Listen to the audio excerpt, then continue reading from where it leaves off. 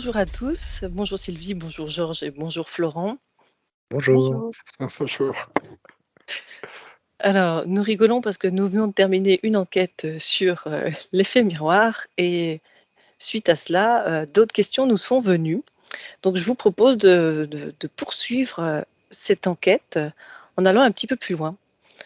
Donc, finalement, on s'aperçoit qu'on vit tous des réalités différentes puisque on vit en fonction de ce qu'on perçoit de la réalité. Donc, finalement, la vie est-elle vraiment réelle? Sommes-nous finalement dans une grande illusion?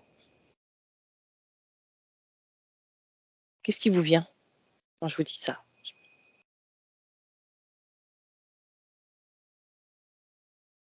Moi, je vois effectivement quelqu'un avec le troisième œil ouvert et puis du coup qui projette sa réalité et qui avance comme ça. Mmh. C'est comme si tout autour de lui n'était que holographique et puis effectivement, lui, il a vraiment son écran de réalité puis il avance comme ça en fait. C'est la première info que j'ai. D'accord. Sylvie? Dis ça là, je souris parce que j'ai le Truman Show qui m'est venu. Voilà, on vit dans le film qu'on veut bien se Créer? Oui, qu'on veut bien se donner, qu'on veut bien, comme si tout était un peu illusion. Mmh. OK. Georges? Et moi, je voyais, en fait, chaque personne avance dans sa vie et en fonction de ce qu'elle est, enfin, de ses perceptions à elle et sa réalité, ça n'a rien à voir avec celle de quelqu'un d'autre. Quelqu'un d'autre va être, ou pour faire simple, va voir que des choses positives, formidables, etc. Et l'autre personne, ça va être que négatif. Mais quelque part, c'est comme si il n'y avait pas c'est chacun a sa réalité et il n'y a pas de, comment dire, il n'y a pas de vraies choses, quoi. C'est-à-dire que chacun est dans sa bulle. Ce que je vois, c'est chacun est dans sa bulle et ça se rencontre pas forcément, quoi. Mmh. D'accord. Donc ça voudrait dire que finalement, on est chacun dans un film, plus ou moins, qu'on se crée en fonction de ce qu'on croit, ce qu'on pense, ce qu'on regarde et finalement, ces films-là, j'utilise le mot film, c'est peut-être pas le bon, hein, mais ces films, sur quel plan se trouvent-ils? Alors, ce que je perçois, j'ai regardé cette personne qui projetait en fait, et Mmh. je me disais mais d'où vient sa projection? Et je voyais que cette personne était comme câblée. Tu vois, il y avait des câbles qui partaient d'elle. Oui. Et je vois comme un système d'ordinateur derrière. Donc je vois de l'interférence. Enfin, il y a un peu plein de choses qui lui arrivent dessus, et Oui. notamment de l'interférence, je vois. Oui. Et je vois qu'il y a quand même, je voyais d'autres personnes et je voyais que l'image rejoignait la sienne sur des plans, en fait, on va dire, Par c'est comme si l'image, elle était au même niveau, mais qu'elle était plus derrière. Mais on a l'impression que c'est au même niveau, finalement. D'accord. Et qu'est-ce qui faisait, par exemple, je disais, mais qu'est-ce qui fait que cette personne voit un ciel bleu et que l'autre, elle voit un ciel bleu? Et là, je voyais comme une espèce d'égrégore de conscience collective, en fait, qui avait décidé que le ciel était bleu. Mmh. Et elle l'interprète comme un ciel bleu, comme la personne à côté va interpréter ça comme un ciel bleu, en fait. Et je vois qu'il y a des interférences. On peut aussi te mettre des interférences. Mmh. Et je vois que quand on te met des interférences, le champ de vision, tu vois, Mmh. qui est projeté, en fait, se réduit, comme s'il y avait des petits volets. Et d'un OK. coup, ta vision était vraiment réduite et ta réalité était vraiment très réduite et comme si on te téléguidait, en fait, quelque part, sur Mmh. des choses. Un peu Donc, comme quand on a... Oui, pardon, vas-y. non, Vas-y. vas-y. J'allais dire un peu comme quand dans la vie, quelque chose nous arrive et puis d'un coup, on va voir plus que ça, en fait. Ouais. Il n'y a que ça qui existe dans notre réalité, en fait, sur le moment. Et quand on arrive à lâcher, on arrive à ouvrir. Ouais, je vois quelqu'un qui, par exemple, c'est un ami, quelqu'un qui veut acheter une voiture, il veut acheter un certain modèle, et je vois que depuis qu'il a créé cette envie, je vois qu'il ne voit que ça dans la rue. Tu Oui, vois, c'est ça. alors qu'avant, il ne la voyait pas. Oui. Donc, c'est comme s'il avait focalisé effectivement cette énergie là-dessus, Mhm. et du coup, sa réalité s'était créée là-dessus, en fait. Ok. Ouais, merci, Florent. Sylvie, Georges, est-ce que autre chose vous est venu? Non, pas particulièrement, en fait. Il a tellement bien expliqué. Super. Mais oui, j'avais vraiment le mot imagination qui me revenait toujours. Oui. Mais ça va rejoindre ce qui vient d'être dit. En fait, c'est à partir du moment où on imagine, on a créé dans notre tête, dans notre pensée quelque chose, et c'est vrai, on est focus dessus. Après, on est attiré par cette voiture rouge, par cette maison, selon ce à quoi on pense. Mais toutes nos idées, on est vraiment focalisé sur ce monde-là, et on se le crée en même temps. Donc, C'est mais ça. on parle d'illusion, mais on est quand même bien dans notre réalité également, dans notre vraie vie. Mhm.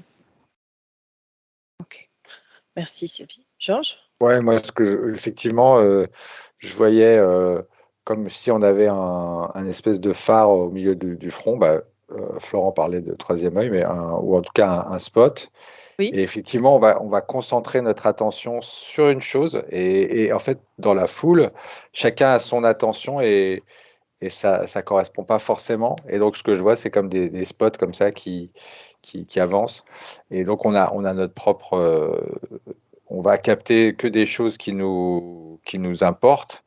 Mais en même temps, comme disait Florent, on est câblé. On a des choses au niveau de nos sens qui voient quelque chose. Mais aussi, j'ai la sensation qu'il y a une autre. Il y a quelque chose qui est projeté pour tout le monde. Ah, ça c'est intéressant. Tu as l'impression qu'il y Euh, a quand même quelque chose qui est projeté pour tout le monde, malgré tout. Enfin, après, c'est peut-être moi qui essaye d'interpréter le mot que j'ai vu, parce que tout à l'heure, quand on a commencé, j'ai vu le mot hologramme. Mhm. Et comme s'il y avait nos petites perceptions, voilà, on est chacun dans nos préoccupations avec, effectivement, on va voir que le bien, que le mal, ou alors que tel type de voiture, etc. Mais en Mhm. même temps, la couleur du ciel, ou ce qu'on peut y voir, c'est à la fois nos sens, et effectivement, donc peut-être qu'ils sont orientés, mais en même temps, il y a peut-être quelque chose aussi. Il y a la conscience collective, en fait, qui joue beaucoup. Ouais. D'accord, donc est-ce que ça veut dire que cette conscience collective, elle crée un autre film? Elle crée des bases, en fait. Ouais, je vois. Il y a une base. Une résonance, ça me dit. Moi, c'est le conditionnement. Oui. Quand on est conditionné avec tel mode d'activité, tel mode de façon de fonctionner, on suit un conditionnement. Et c'est vrai, toutes les images nous sont suggérées, que ça soit par les écrans, la télé, ou enfin il y a tout plein de la publicité, il y a tout plein de façons pour inciter et suggérer dans l'esprit des gens des façons de consommer, d'être, etc. Et en fait, on n'arrive plus à s'extirper de toutes ces images, ça vient s'incruster dans le cerveau, dans la tête. Et c'est difficile, il faut avoir une volonté, en fait, après, pour vraiment s'extirper et aller voir à côté qu'est-ce qu'il peut y avoir, quelle façon d'être, de vivre, et comment faire. C'est déconditionner. Là, je vois qu'il faut être, tu vois, une personne qui n'est pas conditionnée, je vois qu'elle est très alignée avec tous ses corps. Je vois qu'elle a vraiment une connexion et du coup, elle a une ouverture de conscience, ce qui fait que elle a énormément d'informations qui arrivent en fait. C'est pas obtus, c'est pas des informations obtus en fait. Elle a tout un flot d'informations plus large. Oui. Ok. Donc ça veut dire qu'une personne qui a ça, elle a la capacité de voir beaucoup plus largement. Mais si par exemple on la met dans je sais pas, dans une civilisation, une culture qu'elle connaît pas du tout. Du coup, elle sera pas conditionnée par cette culture. Et du coup, elle percevra quoi? Qu'est-ce qu'elle va voir comme film? Ben là, quand tu poses ta question, c'est le mot découvrir qui me vient. Mhm. Elle est dans la découverte, Mm. dans Donc, l'ouverture finalement. elle a pas de filtre a priori d'elle-même. Elle a pas les filtres. Elle découvre.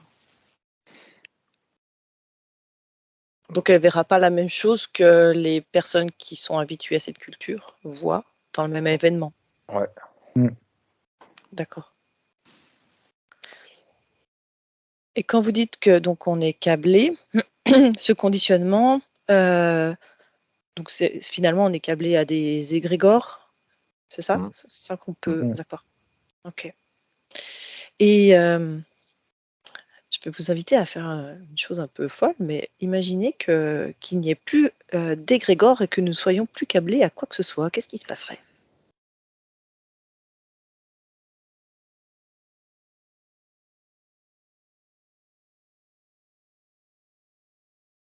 Je vois quelque chose de plus éthéré.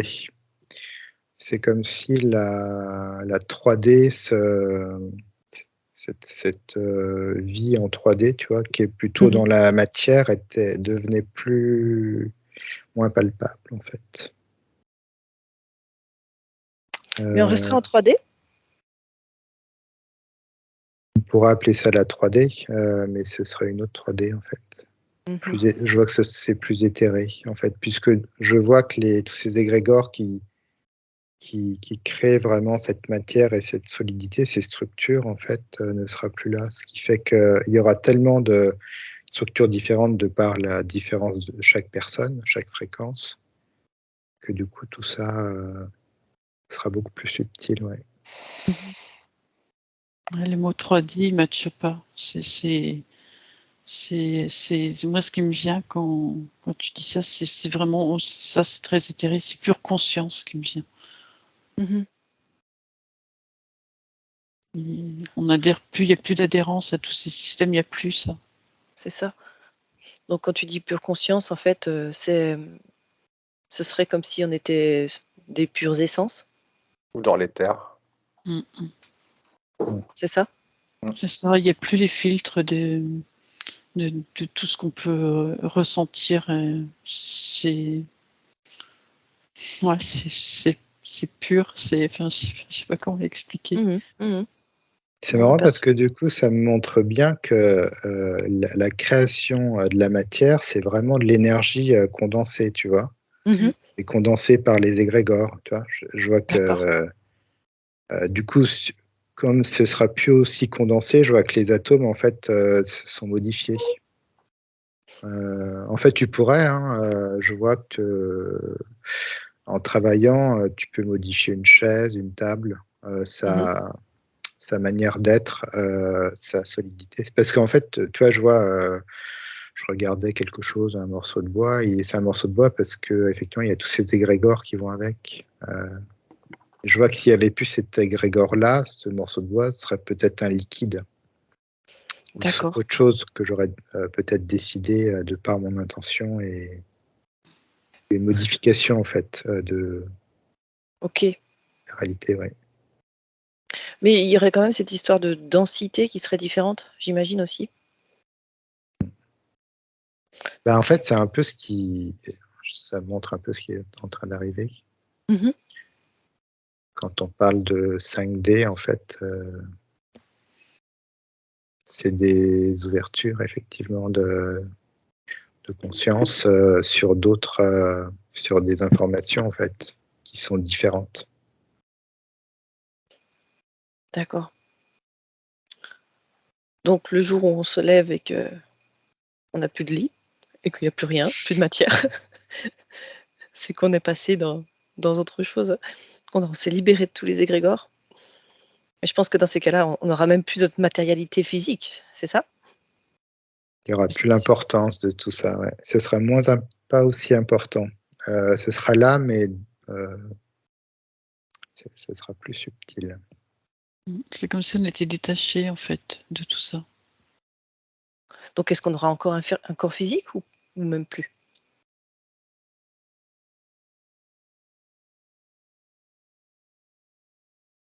Plus on Puisqu'on fait s'éteint confiance. et moins on a nos parties physiques en fait. Plus on s'éthérise. Ok. Je vois D'accord. qu'il sera là, mais différemment, en fait. Il C'est-à-dire? sera là dans... Je vois qu'il sera plus, par exemple, câblé. Ce sera vraiment un corps dans toute sa splendeur samedi. Mhm. Tu vois, qui sera libéré de croyances, de peurs. Et c'est comme si c'était une conscience à lui tout seul, quoi, ce corps. C'est marrant. C'est Mhm. genre, même dans sa durée de vie, dans son expérimentation, est totalement différent. Quand tu dis ça, ça me dit corps de lumière en fait. C'est comme si notre partie physique ici, elle était, je sais pas, ça m'en relie comme si on était relié directement à notre partie galactique. C'est comme s'il y avait plus que cette lumière en fait qui nous traverse. Ouais, on n'est plus que lumière. Avoir et je vois plus le côté densité. C'est le prana en fait qui arrive là. Donc est-ce qu'on pourrait dire qu'à ce moment-là, il y aura plus de pensée, il y aura plus d'émotion? Aussi. De l'amour, en fait. Ouais, La question principale, c'est l'amour et la joie, je vois. Et que ce sera construit par rapport à ça, tu vois. Construction du monde sera par rapport à tout ça. Ok. Donc ce sera totalement différent. C'est en ça que c'est totalement différent, en fait, ce qu'on arrive à percevoir et à toucher de si on était vraiment débranché. Mhm. C'est très compliqué à expliquer parce que c'est juste de la sensation, en fait. On est proche de la sensation. Georges, tu voulais dire autre chose? Pardon. Je sais plus. Ah ouais, c'est pas grave, ça va te revenir. Sylvie? Je sais pas, ce qui me vient là, c'est pour s'y rattacher, s'y relier au plus, c'est être dans l'amour, dans la joie, découvrir la beauté, c'est ressentir tout ce qui est un petit peu invisible en fait. C'est aller vers cet état d'être, ce chemin-là. Et ça permet de libérer, de se décrocher de ces égrégores et du Voilà, conditionnement. ça se détache, ouais, ça se détache. Ouais. Je vois, c'est sur la personne en fait. Tu vois, une personne qui va être envahie je vais représenter de pics noirs, de choses comme ça. Hop, ça se décroche en fait. Ouais. Ça peut plus adhérer à la personne et c'est en ça aussi qu'elle devient toute légère, tout paraît plus fluide, tout léger. Elle est comme traversée juste par la lumière. Et je vois que c'est tous ces corps, en fait, sont vraiment, il y a un alignement, un centrage de tous ces corps. Il y a comme une conversation, mais qui est toute fluide. Il y a comme une compréhension juste une compréhension dans le sens de quelque chose qui t'envahit sans le mental, en fait. C'est juste du ressenti comme ça. C'est assez presque idyllique, hein. Mais la vie continue, mais dans une forme totalement libérée. Donc ça veut dire que finalement, on est beaucoup dans le faire, dans la matière, etc., dans nos vies. Mais si on s'amusait juste à se connecter à ce qui nous fait plaisir, ce qui nous fait vibrer, ça voudrait dire qu'on arriverait à faire sauter ces égrégores et être dans l'état que vous avez décrit. Ouais. On s'y rapproche, ouais, on y vient. Tout à fait. Si tu joues Si tu joues vraiment à ça sans te raccorder aux bases qu'on t'inculque, ouais, et que tu es dans la joie et dans cette envie de jouer avec les éléments, ouais. Ok. Tout à fait possible.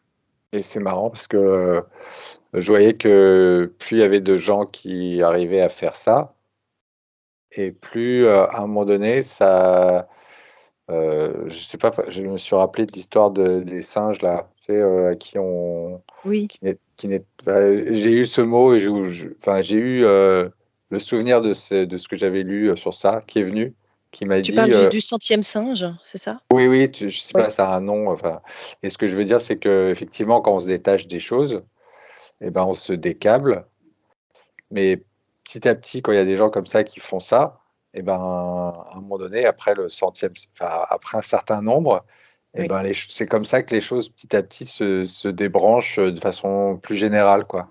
Mhm. Je sais pas si Ça, je suis clair. ça recrée une sorte de conscience collective, mais sur un autre niveau. Ouais. D'accord. Oui, ça crée. Donc en fait, ça enlève les égrégores, mais ça crée une autre conscience collective qui se rapproche plus finalement de l'essence, enfin de. Ouais, qui est On sur un décrirait. autre plan. Ouais, c'est sur un autre plan. Et je vois que la partie, en fait, je vois ce qui est important, c'est pas le nombre de conscience, de cette conscience collective, c'est la force de la conscience collective. Mm. Tu vois, il peut y avoir deux consciences collectives, et je vois que celle qui va prédominer, c'est celle qui est la plus qualitative, en fait, D'accord. plus que le nombre. Donc ça veut dire que si par exemple, je dis n'importe quoi, il y a 100 millions de personnes qui se décrochent, comme on l'a dit, peut-être il n'y a même pas besoin d'autant, il pourrait y avoir besoin de 10 fois moins, mais avec une plus grande force, une plus grande puissance, c'est ça? D'accord. Ok. Donc qu'est-ce que vous auriez comme conseil à donner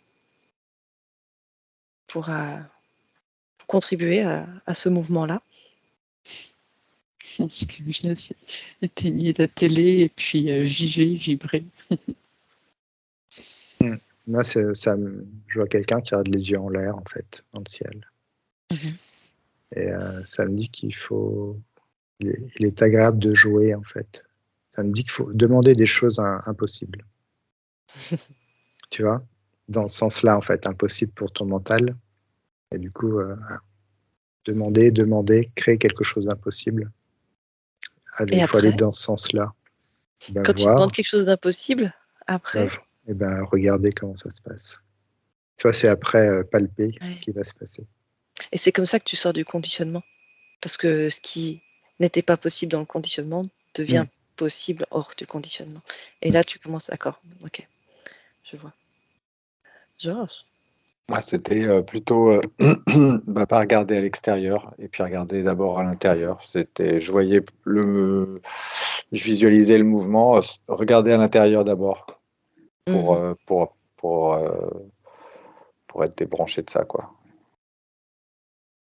Très bien, parfait. Bah, écoutez, un grand merci pour toutes ces informations et ces belles vibrations qu'on aura pu ressentir durant cette enquête.